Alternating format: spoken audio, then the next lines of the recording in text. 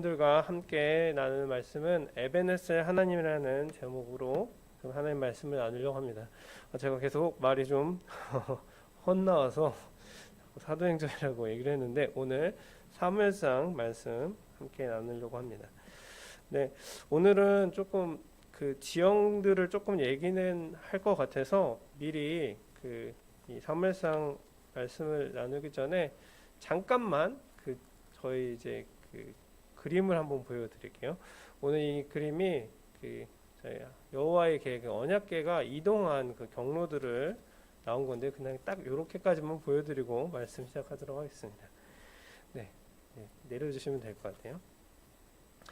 네, 오늘 지난 주간에 저희 이제 맥주 감사절 기념 저희 찬양제가 온라인으로 있었는데요. 저희 교역자들이 에베네셀 하나님이라는 찬양을 했었습니다.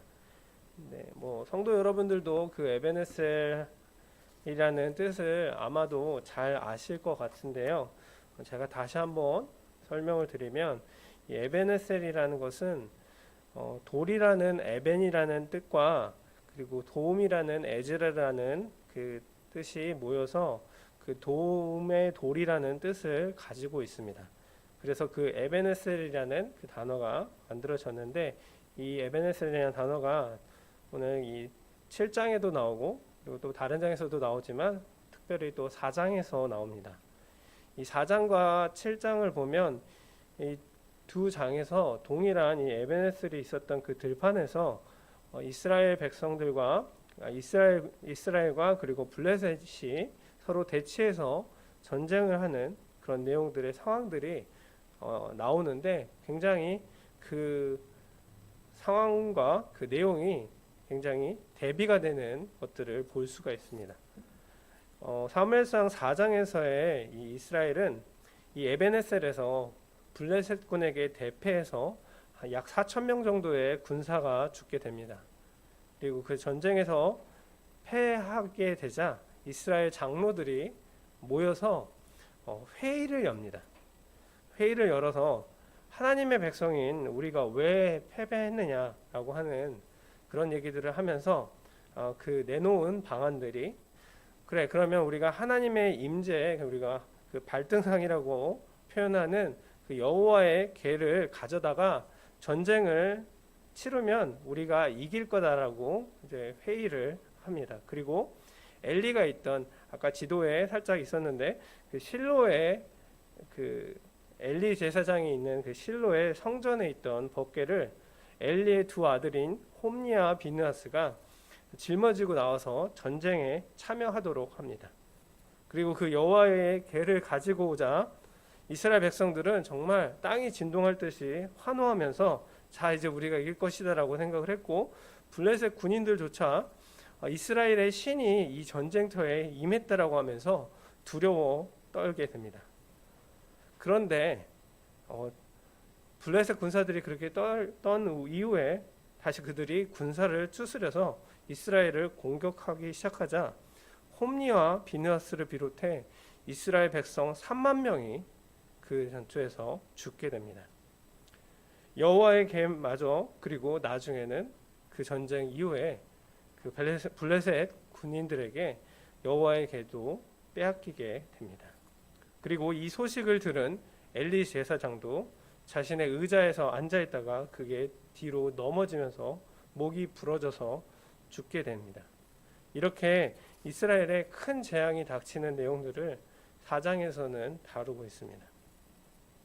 이 사무엘상 4장에서는 그래서 그 하나님의 영광이 떠난 이스라엘 백성의 상태를 적나라하게 보여주면서 블레셋과의 전쟁에서 대패하고 그리고 그 엘리 제사장의 두 아들이었던 홈니와 비느하스의 비참한 죽음과 그리고 하나님의 법궤를 빼앗기고 그리고 그 소식을 들은 엘리야가 또한 비참하게 죽은 그리고 또한 그 충격으로 그 애를 낳다가 엘리의 며느리가 죽게 되면서 그 아들을 낳으면서 마지막으로 외친 말 이가봇이라는 그래서 그 아이의 이름이 되어버렸는데 바로 그 의미가 하나님의 영광이 이스라엘을 떠났다라는 의미입니다.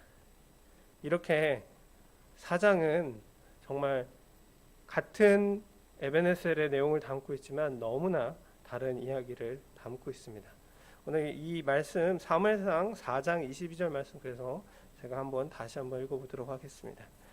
또 이르시기를 하나님의 계를 빼앗겼으므로 영광이 이스라엘에서 떠났다 하였더라. 여기에서 이야기에는 하나님의 법궤를 빼앗겼다는 것은 말씀을 잃어버렸다는 것이고, 또한 말씀을 잃어버렸다는 것은 하나님과의 관계가 끊어졌다는 것입니다. 엘리 제사장이 약 40년간 그 사사로 집권하면서 그 기간을 두 말로 표현한다면 하나님의 말씀이 희귀하여서 이상이 보이지 않게 되었더라고. 나도 사무엘상 3장 1절에 그게 기록이 되어 있는데, 아이였던 사무엘이 엘리 앞에서는 여호와를 섬길 때 여호와의 말씀이 희귀해서 이상이 보이지 않았다라고 이야기합니다. 이처럼 말씀이 희귀해서 눈이 보여지지 않고, 그래서 아들들이 그 실로했던 성전에서 잘못을 하고, 또한 장로들이 전쟁의 승리를 위해서 마치 부적이나 우상처럼 법궤를 마음대로 가져가려고 해도 말리지 못하고, 그리고 무엇이 옳은지 분별하지 못하고 점점 비대해져서 나중에 그렇게 의자에서 넘어져 참혹하게 죽는 그런 비참한 사사로 자신의 삶을 마무리하게 되는 모습으로 이 사무엘상이 4장의 내용들이 나오는 것을 볼 수 있습니다. 그런데 그렇다면 그 이스라엘을 떠난 법궤는 어떻게 되었는지 살펴보면, 법궤는 그 블레셋 군이 그것을 가져갔다고 되어 있습니다. 왜냐하면 당시의 전쟁은 승전국이 패전국을 지배하는, 그건 당연한 거지만 그것뿐만이 아니라 예를 들어서 블레셋이 승리를 하면 블레셋에서 섬기던 신들이 그 이스라엘 백성들이 섬기던 신을 정복한다는 그런 개념을 가지고 있었습니다. 그래서 자신들의 어떻게 보면 그 전리품으로서 그 여호와의 계를 블레셋에서 가져가게 됩니다. 그래서 5장의 말씀을 보면 5장 2절에 블레셋 사람들이 하나님의 계를 가지고 다곤의 신전에 들어가서 다곤 곁에 그것을 두었다라고 쓰여 있습니다. 그런데 그 이어지는 3절과 4절 말씀은 그냥 제가 말씀드릴 텐데, 그 말씀을 보면 그 다곤 신전이 그들이 섬기던 그 신전인데, 거기에다가 자신의 전리품으로서 자신들의 신전의 구석에다가 그 여호와의 계를 두었던 것입니다. 그런데 그 이튿날 깨어보니까 다곤 신이 여호와 계 앞에서 엎드러져서 얼굴이 땅에 떨어지고, 그리고 머리와 두 손목이 잘려져 나간 것들을 보게 됩니다. 그리고 또한 그래서 이 사람들이 그 지역에 이것을 갖고 있는 동안 독한 종기들이 퍼져서 이거 이러면 안 되겠다라고 해서 다른 지역인 가드로 그 언약궤를 옮기게 되는데, 또 그 옮긴 지역마다 그곳 속에서 뭔가 환란이 일어나고 병들이 나타나기 시작합니다. 그래서 이것에 대해서 7달 정도 블레셋에서 여기저기 옮기다가 결국에는 이거 도저히 우리가 감당하지 못하겠다라고 해서 여호와의 계를 다시 이스라엘로 보내자라고 결정을 합니다. 그리고 이제 9절 말씀에 이제 5장 9절 말씀에는 그것을 그래서 이스라엘 지역으로 옮기는 내용이 이제 옮기는 이유에 대해서 그 내용들이 나오게 됩니다. 그래서 이스라엘은 4장처럼 비참하게 블레셋에게 패배했지만 하나님의 법궤는 결국엔 블레셋을 이기게 됩니다. 그리고 그것이 다시 이스라엘로 돌아가게 됩니다. 이것을 보면서 저는 이 교회가 혹은 우리 성도들이 세상으로서 비난받고 또한 실패하고 넘어져도 우리는 그렇게 될 수 있지만 결코 우리가 믿는 복음은 사라지지 않고 하나님의 말씀은 영원하며 그리고 그 이유는 바로 우리가 비록 우리는 죄와 허물 때문에 패배하지만 하나님의 말씀은 변하지 않고 빛난다는 것을 빛나기 때문입니다. 그래서 그 말씀 자체로서는 우리가 절대 그 말씀은 지지 않고 승리하고 사라지지 않는 것을 오늘 이 법궤를 바라보면서 볼 수 있습니다. 그리고 이 이후에 이 법궤가 이제 그 블레셋에서 벳세메스라는 곳으로 이제 보내지게 됩니다. 근데 그 벳세메스라는 지역은 레이지파의 영토면서 제사장들이 거주하던 땅이었습니다. 그래서 그 여호와의 궤를 그들이 이제 가지고 있으면 될 거다라고 생각하고 보냈는데 그곳에 있던 70명의 사람들이 바로 그 자리에서 죽게 되는 또 내용들을 볼 수 있습니다. 우리는 이 부분에서도 주의 깊게 보아야 할 것이 바로 아무리 우리가 제사장이고 레위인이라 할지라도 그들이 하나님의 말씀대로 그것을 지키지 않을 때에는 제사장이라도 죽음을 당할 수 있다는 것을 볼 수 있습니다. 그리고 그 이후에 법궤는 다시 기랏 여아림이라는 곳으로 옮겨집니다. 사무엘상 7장 1절 말씀 보겠습니다. 기랏 여아림이 사람들이 와서 여호와의 궤를 옮겨 산에 사는 아비나답의 집에 들여놓고 그의 아들 엘리야사를 거룩하게 구별하여 여호와의 궤를 지키게 하였더니, 오늘 여기에서 산에 사는 그리고 거룩하게 구별하여라는 이 단어를 보았으면 좋겠습니다. 이 제사장이라는 직분이 중요해서 그 여호와의 궤를 보관하는 것이 아니라 오늘 이 말씀을 통해서 구별되고 거룩한 마음이 중요하다는 것을 볼 수 있습니다. 왜냐하면 아비나답은 어떠한 제사장이나 혹은 어떤 레위인 같은 사람은 아니었습니다. 아비나답은 하나님의 말씀을 읽기 위해서 구별된 시간을 가질 수 있는 자, 바로 우리가 보통 기도원이나 혹은 뭐 산당 같은 것들이 혹은 절 같은 부분이 산에 있는데 그 이유는 바로 우리의 삶과 단절해서 어떤 누군가와 교제할 수 있는 구별돼서 보낼 수 있는 장소들을 찾기 위해서 하는 것이 결국엔 산인 것을 볼 수 있습니다.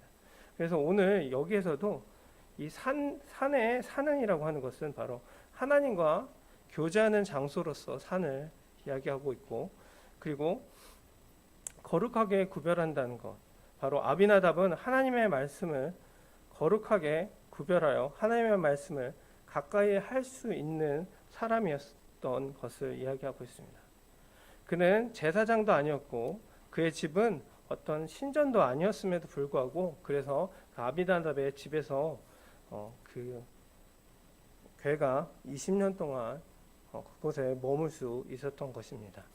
이것처럼 저희도 우리 뚝섬교회도 이런 아비나답의 집과 같은 우리 성전이 구별된 장소로 쓰임되기를 주님의 이름으로 축복합니다.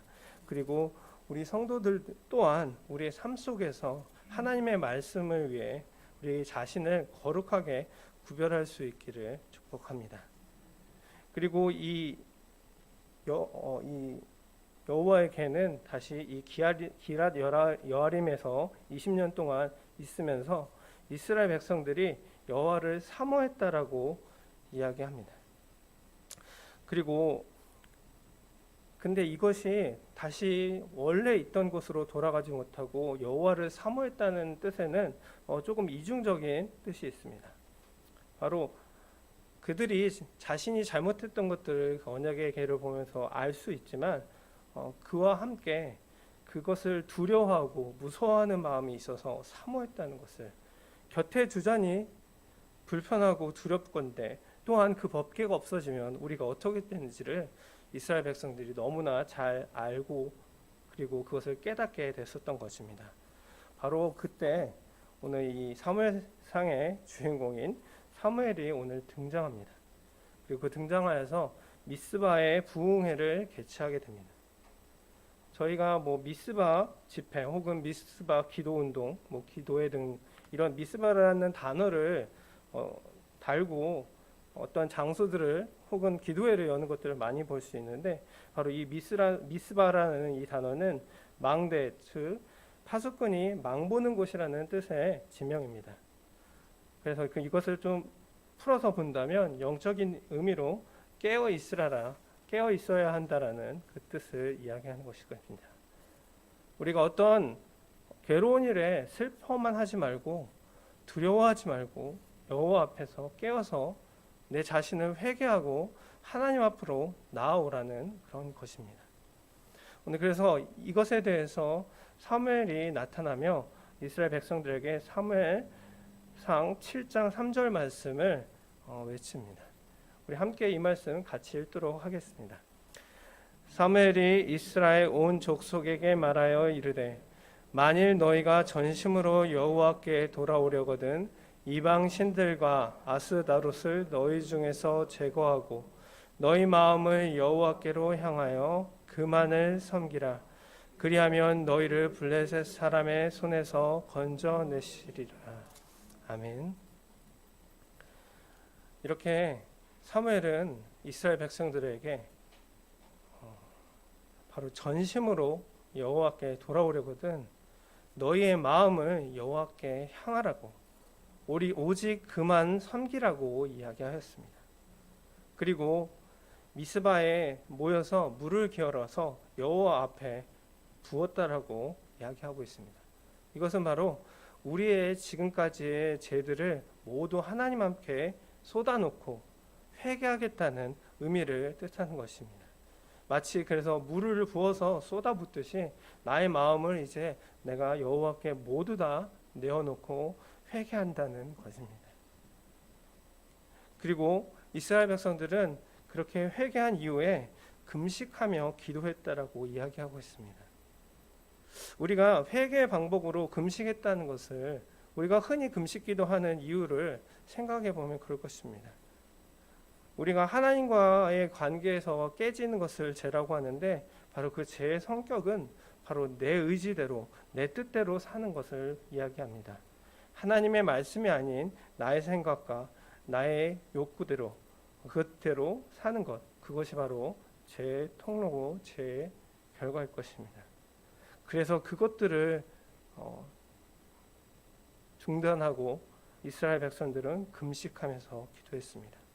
자신의 본능을 거스르고 오직 여호와께 의지하였던 것입니다. 그리고 그들이 전심으로 회개하며 금식하기 시작하자 하나님께서 일하시는데, 그러나 그 와중에 블레셋도 가만히 있지 않았던 것을 오늘 말씀을 통해서 보았습니다. 우리가 은혜 가운데 거하려고 할 때 사단도 함께 역사하는 것입니다. 우리가 기도하고 우리가 전도하고 우리가 주님의 뜻대로 살려고 할 때 먼저 방해하는 세력들이 나타나는 것입니다. 그리고 그렇게 블레셋들이 쳐들어올 때 사무엘은 그 블레셋이 쳐들어온다는 이야기를 듣고도 기도를 멈추지 않았습니다.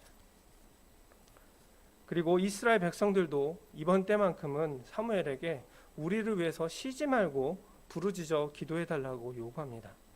그리고 그들은 군사를 모으지도 않고 두려웠지만 기도를 멈추지 않았습니다. 그리고 그 기도를 통해서 그들에게 믿음을 하나님께서 주셨습니다. 그리고 사무엘은 어린 양 하나를 가져다가 온전한 번제를 드리고 하나님께 부르짖었습니다. 그리고 그것에 대해서 하나님께서 응답하셨습니다.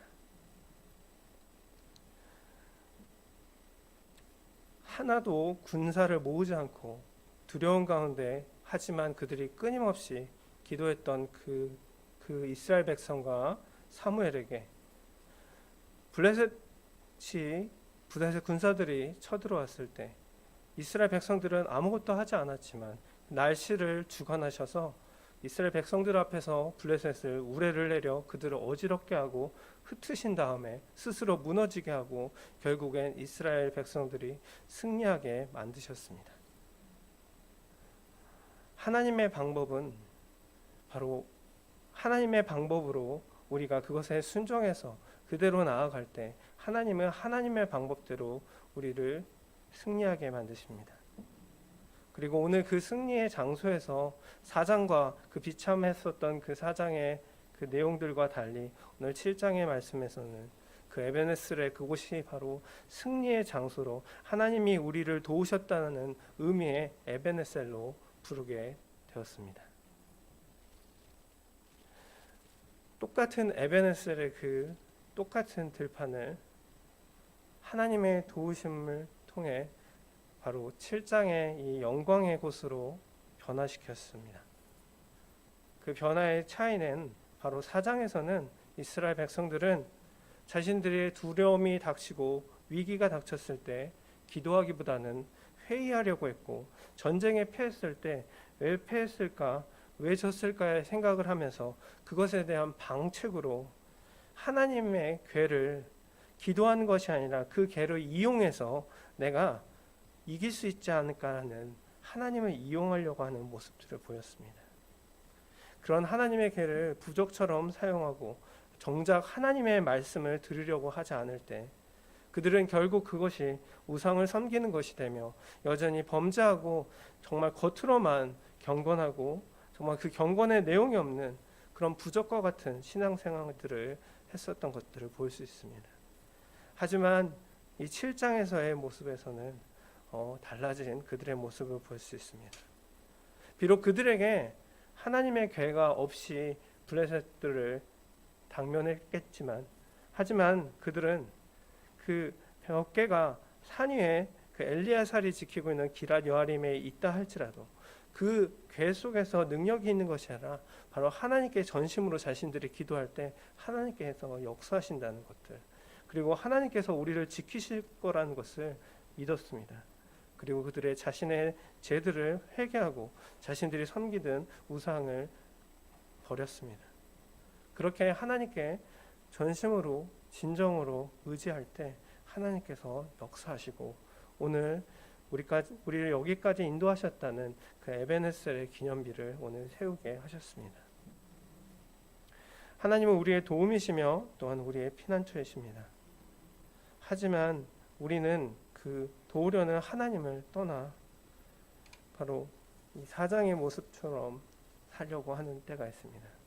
그래서 똑같은 에베네셀의 그 땅이지만 그곳이 정말 수치스럽고 패배된 정말 절망의 저주의 땅일 수도 있고, 하지만 우리가 그 신앙 안에 거한다면 그곳에 승리와 그리고 영광의 땅으로 변화될 수 있는 것입니다. 신앙은 하나님과 관계하는 것입니다. 그리고 그 하나님의 말씀을 듣고 순종하고 행하는 것입니다. 우리가 하나님의 말씀 안에 머무르고 그 안에 거하는 사람이 되시기를 축복합니다. 하나님의 말씀 안에 거할 때, 하나님의 말씀 안에 거할 때 바로 그 기도의 운동, 미스바의 운동은 일어날 것이고, 또한 그 회개를 통해 우리의 영혼이 깨어나고 죄로부터 벗어나게 허락하여 주실 것입니다. 그래서 우리를 절망 속에서 소망으로, 그리고 우리가 실패 속에서 승리로, 하나님께 전심으로 의지하는 그 에베네셀의 그 동일한 그 장소가 정말 슬픔의 장소가 아닌 기쁨의 장소가 되기를 진심으로 축복합니다. 오늘 설교를 준비하고 그리고 오늘 예배를 준비하면서 뉴스를 통해서 여러 가지 그리고 또한 여러 소식들을 들었습니다. 한 해가 절반이 지나서 이제 하반기를 시작하는 이 시기에 이제는 코로나가 우리를 지나갈 거라고 그렇게 기도하던 마음속에서 이제는 어떻게 해볼까 머릿속으로 고민하고 그리고 사람들과 회의하던, 그래서 이렇게 극복하면 되지 않을까라고 생각하던 그 가운데 가장 강력한 4단계의 방역 지침이 오늘 내려졌습니다. 이제 우리가 어떻게 할 수 있는 상황이 아니라는 것을 너무나 잘 알 것입니다. 우리가 이스라엘 백성들처럼 자신의 머리를 조아려서 자신들의 방식대로 하나님을 이용하는 그런 어리석음을 저지르지 않고 바로 미스바의 그 사무엘처럼 우리가 정말 우리를 여기까지 인도하셨다는 그 에베네셀의 하나님의 신앙을 가지고 온전히 주님께 맡기고 기도해야 하겠습니다. 그래서 우리의 열심과 노력이 아닌 하나님의 말씀을 앞세우고 지금까지의 우리의 절망과 또한 우리의 낙오된 그 마음 속에 우리의 삶이 아니라 바로 승리의 하나님, 도우시는 하나님을 기억하는 그런 하나님의 기념비인 에베네스를 이 시간 세우시기를 축복합니다. 기도하겠습니다. 아버지 하나님 감사합니다. 주님께서 우리에게 말씀을 통해 에베네셀의 하나님에 대해서 말씀해 주셨습니다. 똑같은 땅에 똑같은 사람들과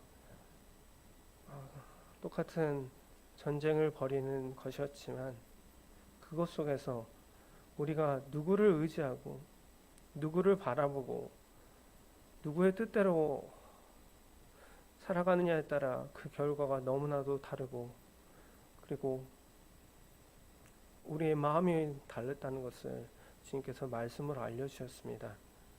우리 진정으로 에베네셀의 하나님을 우리가 의지하고 전심으로 주님께 의지하는 삶 살 수 있도록 주님 축복하여 주옵소서.